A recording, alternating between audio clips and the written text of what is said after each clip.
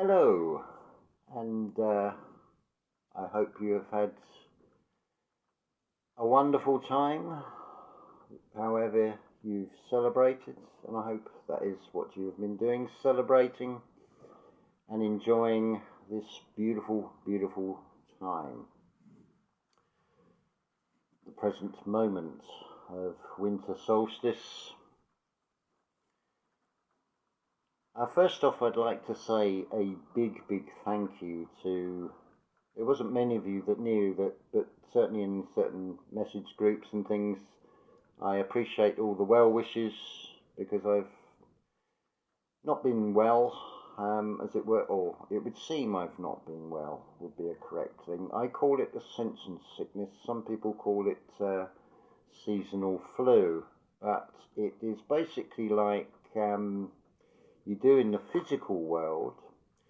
Take, for example, I've got a lighter that doesn't work, so I'm going to go all the way down to the outside bin and put it in the bin, and then it may be a piece of tissue, so I'm going to go all the way back down the stairs again and put that in the bin. Or would it be simpler to have a bin in the kitchen and then collate all the rubbish, and then when there's enough accumulated, you then take it to the outside wheelie bin?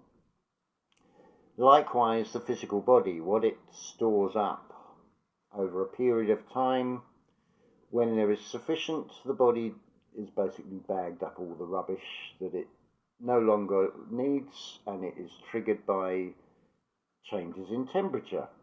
Hence, you have winter and summer colds and things, and seasonal flus, or seasonal symptoms and things. So there's this physical process, and it's a bit like if a fire starts in a public building. Whereas generally you just have an entrance and an exit, now you have all these emergency exits. Well, they are basically every orifice and all the pores in the skin, any way that the body can eject things. So this all started on the afternoon of Tuesday the 20th, just before the Winter Solstice. So by the Wednesday, the Winter Solstice, I've got all the aches and pains, all the joints, and it's like every movement is like, ow.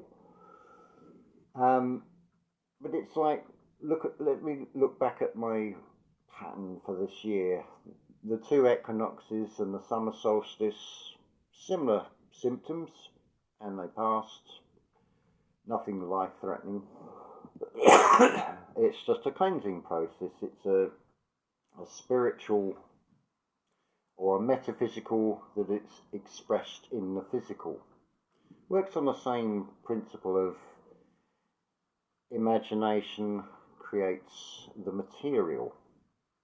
Or this is a spiritual process that is manifest into a physical and expressed physically, and so you have these feelings in the body which are saying you don't feel good, everything aches. So what it's basically saying to you, if you listen to your body, it's saying rest. That's all it's doing. You feel like crap because the body is saying it needs time to recover, to reset itself. It is your own great reset that you go through on an individual level. So by allowing that process, there's another part that comes with it. Now, I'm not saying it's going to be the same for everybody, but in my particular case, it was a whole new level of remote viewing. Now, remote viewing, most people will probably take from that I mean where you are projecting thoughts to a different geographical location, but you're not physically there, and you're projecting out. Now, I'm actually referring about the other way around, where the things come to the mind's eye. And in my particular case, it was the first 10 days of the life of this physical avatar. So these two cameras, the pictures that they took in, it was at that level, just like as a newborn baby. So think about with a newborn baby, how the eyes would be open for a little while and then closed. The next time that baby's eyes open, you may be in a completely different location, a different room, and obviously it could be daylight or now it's night time, and you're just observing all this, and then what you get shown may initially seem to be horrific. I don't want to go into the personal details of it, but suffice to say is don't react to the first things that come into the mind. Sit with them, sit through the whole process, just like with the physical body, you're sitting through what seems to be illness and pain, but it's just the body's communication. I mean, also consider like the smell from the armpits. Don't have this negative default programming of, I stink. Well, no, it's the body is releasing things. Do you want that? Do you want those smells inside you, or would you rather they were out and gone? Because it is all a cleansing process. It is your great reset. So sit with the mind pictures, the memories. This is really the sort of core foundation shadow work that is being revealed to you. It's a time of gifts, a time of giving. I mean, what a wonderful gift I was given there by going and listening to what the physical body was asking, and saying, okay, we'll go with what the physical body requires. We'll be kind to yourself, basically.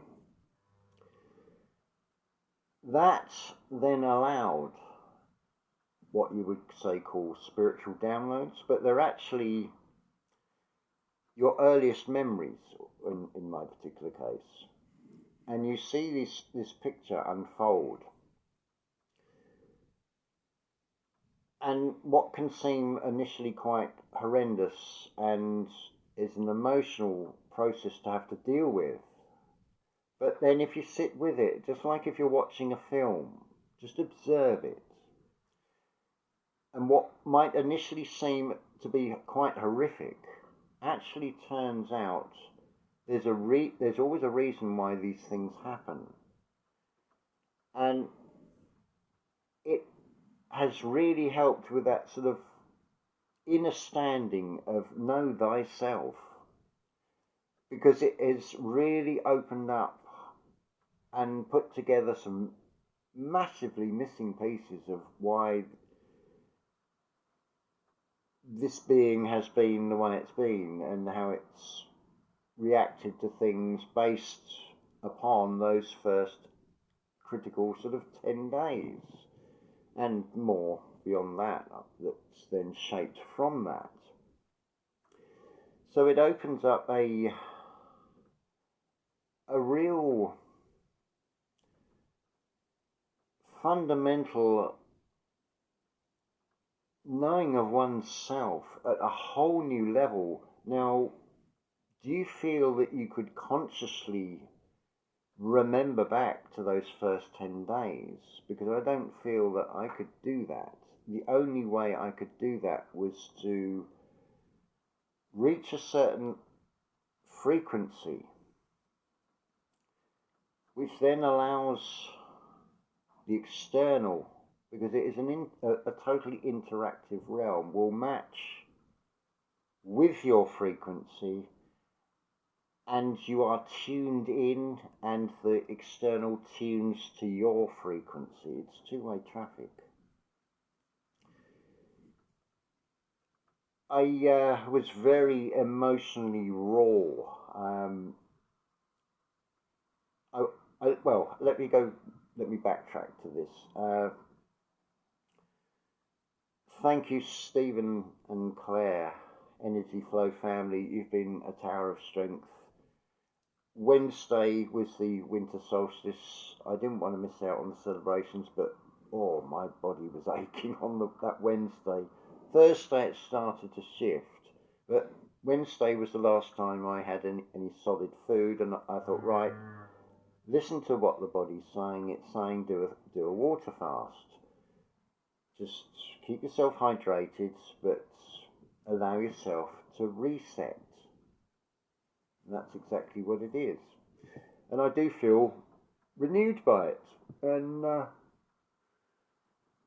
yeah, it's like being reborn. It's fantastic. And so we've got to Saturday. Now, if you listen to Simplicity Revealed channel, Julia's channel, or Lana A. Labonte, I was a guest with Lana on Julia's channel, and I was very raw in the emotions, and my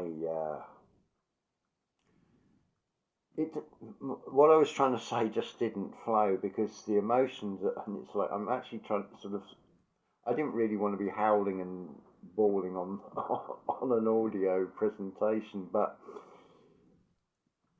it was very raw and in the moment, and it's like, well, I'm out of the comfort zone, I've got to do this. And that led on yesterday, and again, Claire and Stephen, thank you. And that was like first sort of solid food I'd had. What a wonderful time. That was a beautiful Christmas meal. And of course, it's going through more stepping out of the comfort zone. It's like, it's not normally socially accepted that when you're going out to enjoy and celebrate that you've got tears rolling down, but it makes a great skin and beard moisturizer, and it's totally natural. And of course, it's all part of this expelling process. But beyond that, look what else is being shown. When you have those earliest memories come back, you know. So you are a knower, and of course, being a knower, and it's all happening in the ark, there's going to be a flood. It's going to be waters from above. But it's the body and the metaphysical, the spiritual, it's all a release. Just let it go. It's not tears of sorrow. It's tears of release. It's a washing away. It's a clearing out process. It's a beautiful experience. But of course, negative default programming, especially if you're in a male body, it's seen as a weakness to cry. It's anything but. Let's clear something up about divine feminine. Divine feminine, well, the divine part is obviously the higher self, the spiritual. The feminine, well, the feminine represents the homemaker. So we're talking about the home. So the home is always where the heart is, and creating within that home. So I can give you some, what I consider to be some beautiful divine feminines, which might shock you. So it's only a personal perspective. Richard Wagner, Ludwig van Beethoven, Thomas Hardy. Well, they're all males, but it's their creative side is the divine feminine. They're creating art. There is an art in everything. Art is creation. It's not tied to whether you're in a male or female body. It's within each and every one of you. So hopefully that sort of demystifies this whole thing. Yeah, so I'd like to or let's create a little construction here. We're going to call it a game called Or Am I? Or you could call it Organic Informed Random Access Memory. or if you like, you can call it Mario. It's the same thing. So let's paint the scene. So we'll have some blue skies, we'll have some rolling green fields, and let's put in a few castles. Let's put in a few sort of brick passageways and tunnels that go under the ground. So because you want an upper world, a middle earth, and a sort of underworld, and different passageways and things to go through. Now, please don't start getting bogged down in which came first as to whether the brick line tunnels came before the castles. It's like, that doesn't matter. That's a distraction. You're not going to be playing the game if you're going to be doing sort of puzzling over things like that. It is all about the experience of the game. Now, you've got this scene, so now you've got this, you can have this little character, we'll call it Mario, and we'll put it in the scene. Now we'll give it,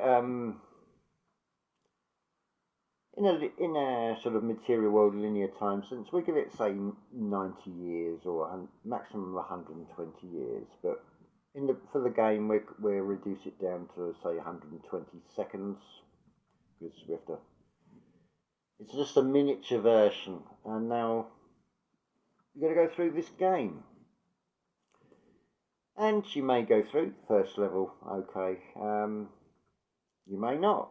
You may sort of remain as a little small Mario, and you may make a mistake, and it's like, but you can go back and start again, can't you? And then when you come to that bit where you fell off, now you know what to do, not do what you did the first time, but so you learn from the experience. So now just keep going through the game. Let's make it a little bit more interesting. Let's add in a few, in that game, it's turtles and things, so you may want to kick one, but be careful because they may come flying back and then, oh, you're out the game again, but you can come back in again. Now imagine if you really get into that game to the point that that game feels so real that you now feel or now think that you are Mario. Now think about this reality, this supposed physical, real to real world, because that is all it is. It is just a collective thought. It's a mind game. If you can see that this experience is just like, I made a mistake, but I can go around again. Is it that bad? Really? Just a thought. Incidentally, listen to Yolanda's talks on True Love channel, True Love Talks.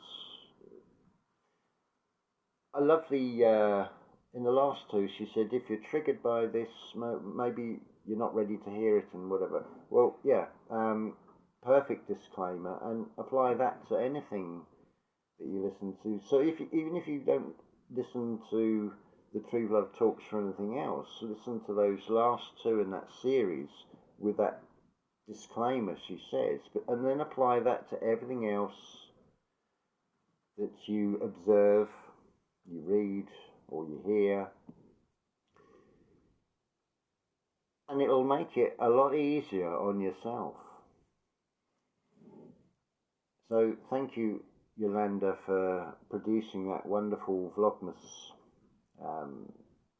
series of talks and giving your personal and authentic experiences, sharing them with everybody, and to me they make perfect sense, and I can relate to a lot to them, and it's not meant to be a critique of anybody else's channel. Also Lana A. Labonte, talking from personal experience of her life. I did I was a guest with Lana on Julia's Simplicity Revealed channel. Now, I've got an 11 there, 2 pillars, 2 great supports with Lana and Julia, because you have both helped me and been great support and huge inspirations. If you're in any doubt about imagination creates reality, well, go and look at Julia's channel, or go and look at Star Show with Eugene, his channel. He's there with Julia as well. That started as an idea.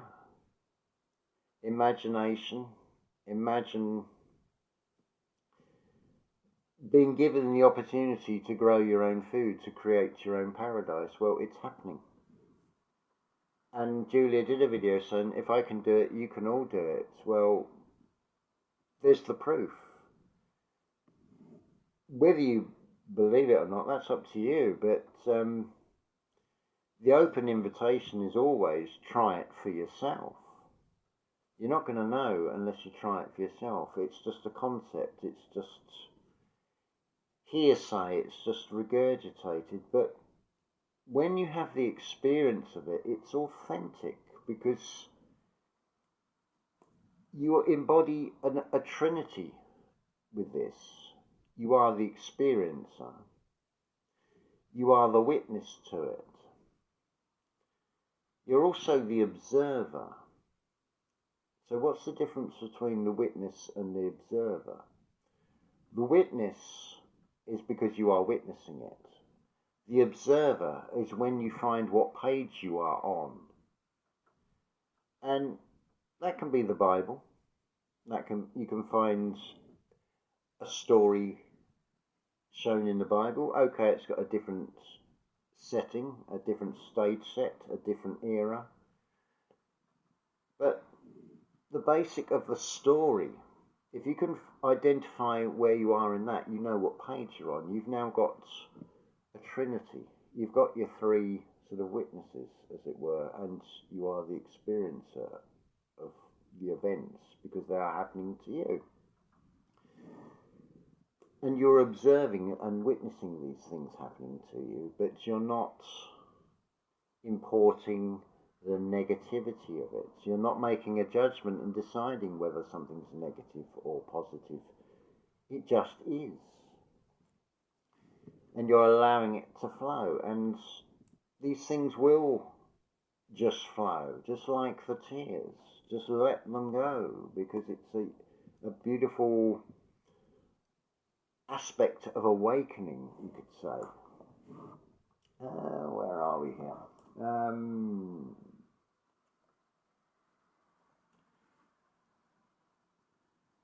So another thing that's often mentioned is a double helix. So there's 2. Let's look at helix. Well, break it in half. You've got heel and you've got IX, which is 11. 11 is transformation. It is the doorway. It's Janos. It is stepping into the unknown. So you are healing the 2, bringing them into 1. So how do you apply that into this reality? Well, you take each individual situation, and it's like, right, I have a plan or something I'd like to do. It may be dependent on what the weather does.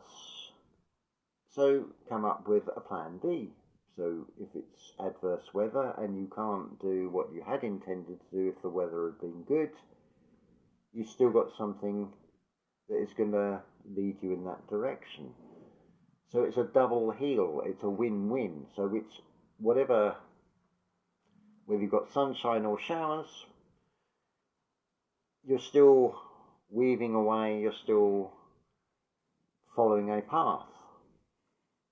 And you're still creating something as you go. And of course, it's all in the moment. So if you fixed yourself to, it's got to be a sunny day for me to be able to achieve X, and it turns out to be that it rains, it's like, well, now what are you going to do? Are you going to be all negative about it and say, I was going to do this, but now I can't? Or have you got a backup plan? Have you got something else you can be doing? I mean, this I mentioned a few videos ago. It's like, well, if the weather's good, I'm going out. And then when I come back, I'll make a video. If the weather's bad, I'll make a video, and I won't be going out. But the object is achieved either way. So if you can apply that principle and that sort of blueprints and perspective to things, again, you'll make things easier on yourself. So, wow, we're up to 25 minutes. I think that's all we really want to say at this stage. I'm still processing, and but this is as much as anything else. It's a big thank you to, well, you know who you are. There are many of you out there, and it would take so long to list, and it'll look like end up sounding like a school register, and be very boring to everybody else. And then there'll be some may even their lower conscious say, well, what about me? You forgot me. Well, none of us are infallible. You'd have to really sit down and... So it's a general thank you from my heart to all of you. And that's actually a far wider thing. It's as much a thank you to what could be seen as negatives and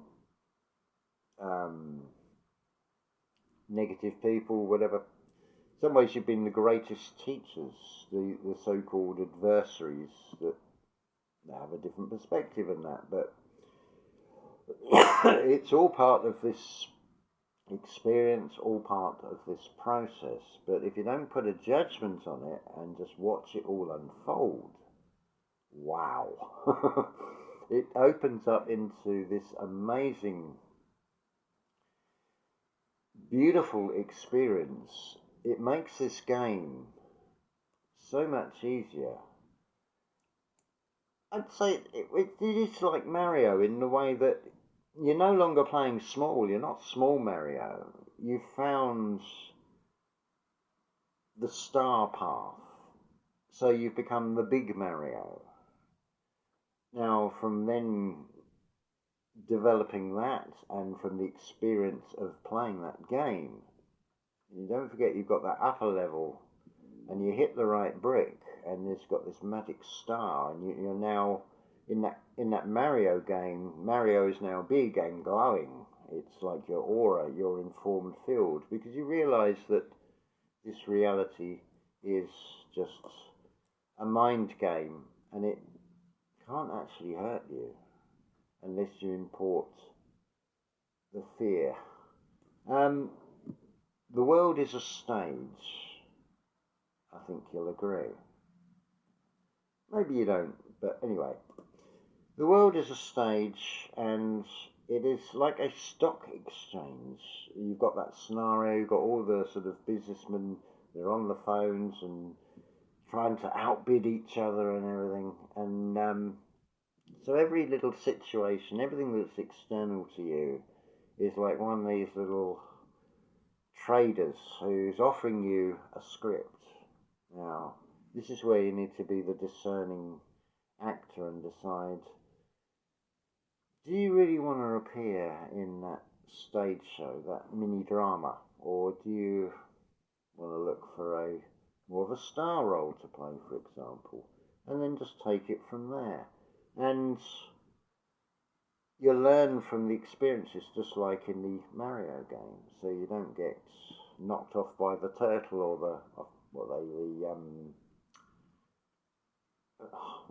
the birds with the long, was it the albatross or something? I can't remember. Anyway, I think you get the general picture. So all these supposed adversaries, they're just part of the game. So this perception of the elite and things, Yolanda put this really well about, well, you can't have it both ways. Either we're slaves and therefore we don't have any control and it's a trap and we can never get out. So then why would there be all this sort of clues and things? And if there was no way out, and that would be an awful thing to sort of find. And no, it's not like that. I've found that there's definitely a door. There's definitely more than one door. But it comes down to vibration and frequency and what vibration you're on. Because the vibration and frequency you're on will then, you'll be attuned to a broadcast which will, there'll be this signal that is being broadcast to you that has got a far more beautiful selection of pictures and stories and dramas and experiences to go through. So that is the gift being opened. You can see the world as a cube and you're stuck in it, or you can open the box from the inside and you can look within the box. It's right there. It's always within, after all. It's right where the heart is, right at the centre of the heart. There is an art in everything. There is a earth in everything. There is a heart in everything. I think you get the idea. It's always the centre point. The point of everything is always right in the middle. So if you draw a circle with a cross on it, you can see where the point is, and that is you. And you can see where the four corners are. They're also right at that same point. So, the gift to you, for you to find. May you find it within yourself. So have a beautiful, beautiful time and celebrate. Enjoy. Experience what just is in the moment. Love to you all.